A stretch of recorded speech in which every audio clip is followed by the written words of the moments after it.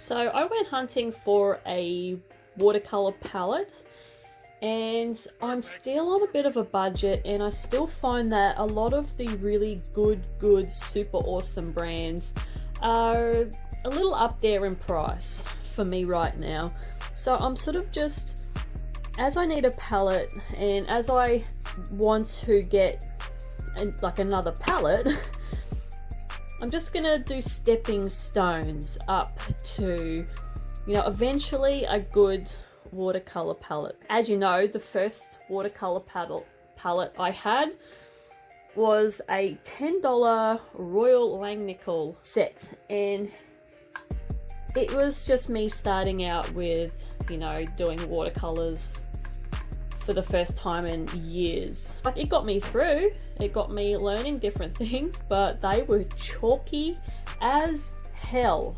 This damn fine piece of shit is what I used, and I'm sorry for all you know, Royal Langnickel fans out there, if there's any. But look, I can't be too hard on these because these really got me back into watercolors. They're just chalky. You know, I reckon I could lift one of these out and draw on a surface and it looked like chalk. $10 I paid for that. The next one, as you all know, once again, is my Mont. Now I paid 25 bucks for this palette, and this was like a game changer for me. Like, this is obviously not premium, it's, you know, by all means not a premium watercolor, but it is probably a student grade one, maybe. You know, I think this has been my palette for probably the last nearly year, and I have loved this so much, and you know, I have loved it to death. love it. Now I have gone to tubes, but I'm still not fully, you know, converted to tubes, because it feels like when I'm really lazy, I don't want to. I don't want to mix the tubes up. I know there's probably not much difference between mixing this up and then getting the tubes out, but you know, still unscrewing the cap and squeezing it out and trying to get the mixtures right. Anyway, semantics. I bought this palette. This is a Meeden palette. This cost me $34, I think it was. $34 for 24 colors, which, you know, this is 18. I think it's 18. That's 18 colors, and I think this is 10. 1, 2, 3, 4, 5, 6, 7, 8, 9, 10, 11, 12. Okay, so that was 12 colors for 10. This is 18 colors for 25. Now this one's 24 colors for $34. It reckons it's a premium watercolor paint. Yeah, so we'll see. So that's the packaging it came in. Now what drew me to this one was, like, well, one, the price, but look at that black casing. Like, that is stunning.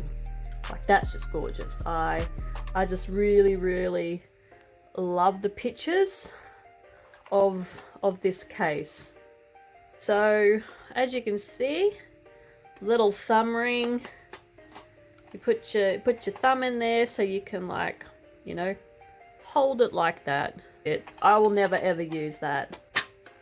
So as you open it, it's got your little mixing trays here, and then it's got an additional little flap with some more little mixy doobers, and they're all individually wrapped with all the color names on them, which is pretty cool. See, when I got the Marte ones, they weren't individually wrapped, they were just sitting in there. So that comes out. Obviously, I wonder if they must be like additional little mixing things, maybe. I don't know. Yeah. That's my new palette. I'm going to give these a go, and I'm going to see, you know, how they go up against this one. let's unwrap all these.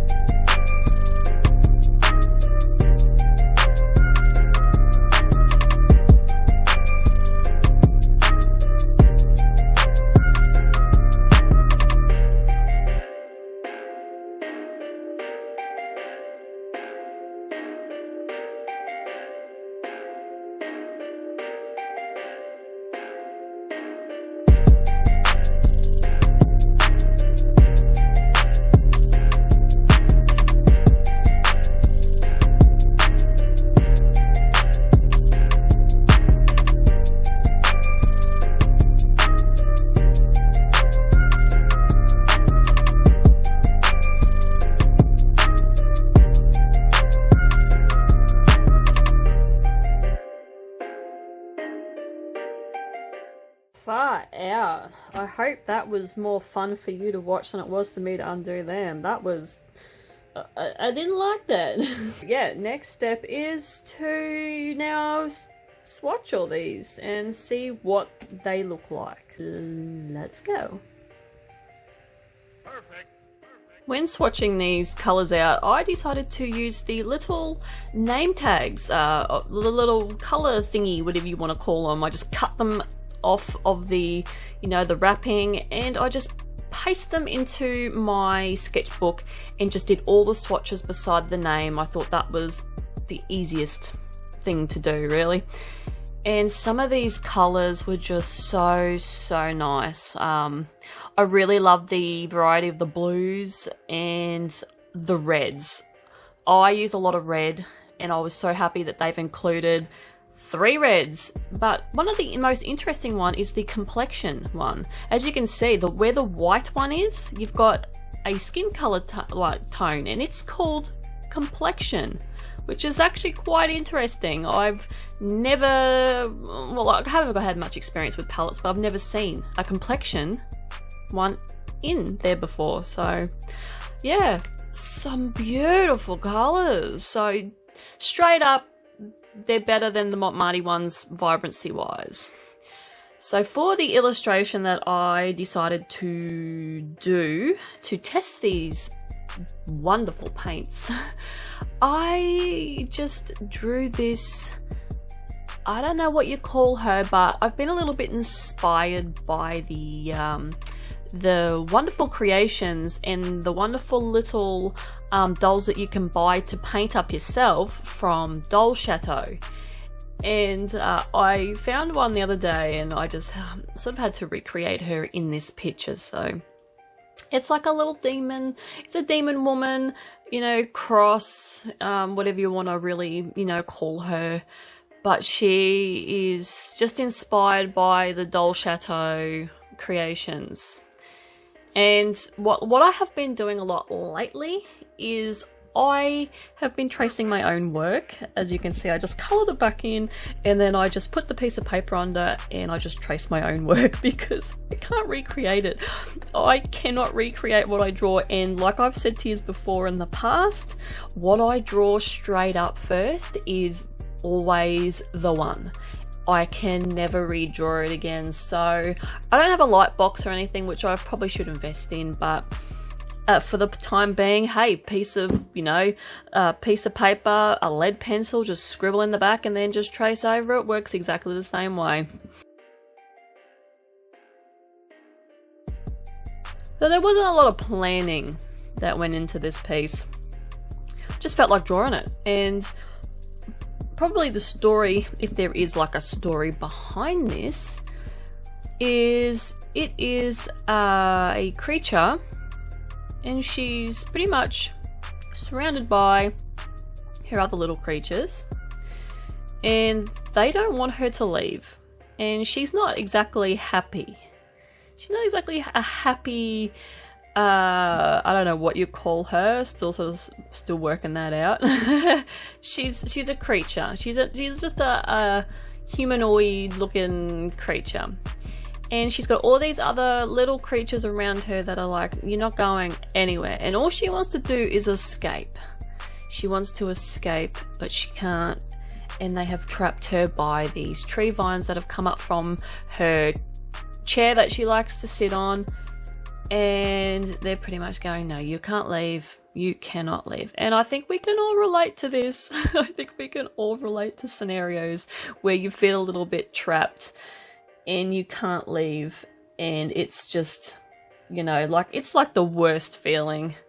So yeah, there was a lot of, once I started to draw it, I had no plan, but once I sort of, I do honestly believe that my subconscious takes over, and it's just another thing that is in my brain, that's in my soul, that just has to get out on paper. And I honestly do believe that sometimes I think my soul just takes over my hand and just creates these pictures that I can, you know, relate to, or that I have been in situations like this. Yeah, I think that's what it is. So, yeah, this isn't sort of just, because I do a lot of my pieces, I just draw them because I feel like drawing them, but this is a piece that was a combination of, I felt like drawing it, and also it's what I feel. And I bought these Marte watercolor paintbrushes. I have never bought a set of watercolor paintbrushes before, and yeah, I really like them. I have been using, the paintbrushes I have been using are acrylic. They're an acrylic brush, and I love them because they're a bit stiffer. But yeah, like, it's just getting used to these brushes. Like, I think they're beautiful. They hold so much water, and I think this is where I was going wrong with my getting full washes.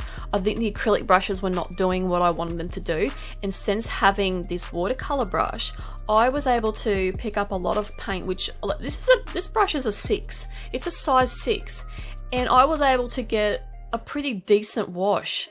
And a nice clean wash with these brushes. So that's where I have been going wrong. Like, I've been trying to do the techniques of doing washes, but I think it's all in the tools. I think I was just using the wrong brushes. So so not only am I trying different paints here, but I'm trying different brushes as well. And yeah, I think that was literally the problem all along. But back to the paints, because this is supposed to be a Meeden palette review. I'm getting off on a little bit of a tangent here.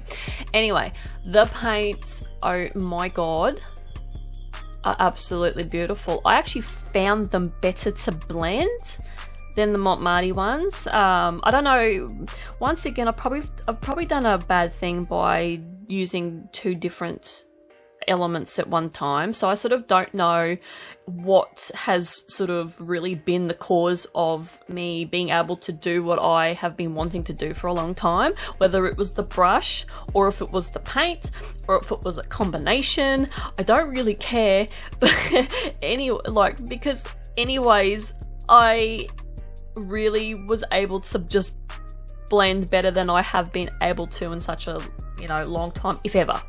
I honestly believe that, like, I've been just stepping stoning, if that's even a phrase. I've been doing that up to decent art supplies because, I'm on a budget and I just want to buy art supplies when I can. And that's what I do. I don't go and buy a whole heap at once. Well, I do, but sometimes it's because I run out of the same thing at one time. But yeah, I will go and just buy one sketchbook that's got paper in it that I know I'm going to use. I won't go and buy like a watercolor one and then buy a mixed media one because I don't want to. I just my budget's like, no. No, just buy one at one time and use that, and then when you get some funds, move on to the next thing. So that's pretty much how I've been doing this. And going up to this Meeden watercolor, oh my god, it's just so nice. Like, it is definitely better than the Marte pigments. It's definitely a better watercolor. It is beautiful. So just that $10 difference has definitely made a difference. Now, I have never had a premium watercolor, and it says on the box that these are a premium watercolor, so I'm sort of taking their word for it.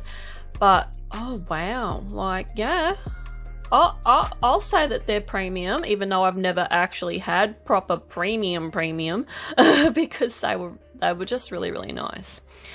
So there was a lot of, back to the picture, there's a lot of proportion issues I had with this. Like the chair, I struggled to get the chair symmetrical. So you'll definitely pick up on a bit of that. And yeah, it was just a little bit crazy there's just the symmetry of the chair. I've never drawn a chair before, so I don't even know if the angles are right. Like, I tried my best. It was hard. Like, once again, a first for me in this was, yeah, trying to draw a chair with this, you know, creature sitting on the chair. So naturally I drew the chair first, and that's pretty much what you do. You start, you know, from your first thing, and then you move forward to, you know, positioning everything else. And yeah, I sort of made a bit of a dog's breakfast of this chair, so I'm not happy with the chair one bit. And I decided to colour the frame of the chair in this silver pen, this Pentel paint pen that I have, which I got in a scroller box, but I found that I actually couldn't paint over it. I couldn't do anything with it. Like, it's that shiny that, yeah, I couldn't put anything over it. So I couldn't shade the chair. So that's why there's no shading in the chair, if you're wondering, because it just nothing would go over it. As for the little creatures, my favourite is the little orange, like, dragony looking little thing. I don't know what he is. He just came out of my head. I actually drew him a different way. I drew him like a fairy creature type thing, and then I just rubbed it out and I went, no, I don't like that at all. And then the creature on the left, which was supposed to look like a squirrel, I don't know where I was going with that. It's not a squirrel. It's got a squirrel tail, but it looks more like a wolf and a rat combo. So that took a totally different direction that I was wanting for that creature. But as for the other three little creatures that are the same color and they've got you know, glowing red eyes and little white faces, they're just little demony ghost type creatures that I just decided to put in. I was just feeling like these little creepy things that yeah, like a cross between a ghost and a demon type. So yeah, I thought the little one under the chair's my favorite. He's quite cute, and then you get the little fishy type flying one. You know, just something different that I wanted to add to this piece. But overall, I really enjoyed these paints. I honestly don't know if I'm going to go back to my Marte paints now. That's how much I like these Meeden paints. Yeah, like, I've never heard of this brand until I started looking for cheaper watercolor paints. And then when I saw Meeden pop up, because I got them from a seller in eBay, yeah, I was impressed with the price. And yeah, I thought, you know, they're dearer than the Marte ones. Surely they got to be a little bit better, if not the same sort of grade. And they had a few extra colors in there that I was really happy with. So that's why I went with them, and I'm so happy I did, to be honest with you. Like, these are, honestly, if you're looking for a cheap watercolor paint that has got, you know, a hint of premium, you know, elements in it, I honestly recommend this Meeden 10 watercolor set. It is amazing. Very happy with it. Yeah, I really am very happy with it. But once again, like, I don't have a huge amount of experience with decent watercolors, so this is just coming from someone who's stepping stoning up the, you know, the ladder. So yeah, don't sort of hold me to a you know, hold me to whatever I'm going with that. You know, don't take it as a gospel, because yeah, it's, like I said, I don't have a huge amount of experience in watercolors. So yeah, that's pretty much it. That's all I got to talk about with this piece. Yeah, hopefully you enjoyed my review on these Meeden watercolors and you enjoyed this illustration that I'm very happy with, except for a few elements in there, which is a standard every time. But yeah, that's pretty much it. So thank you for watching, and I will see you guys in the next video. Bye bye.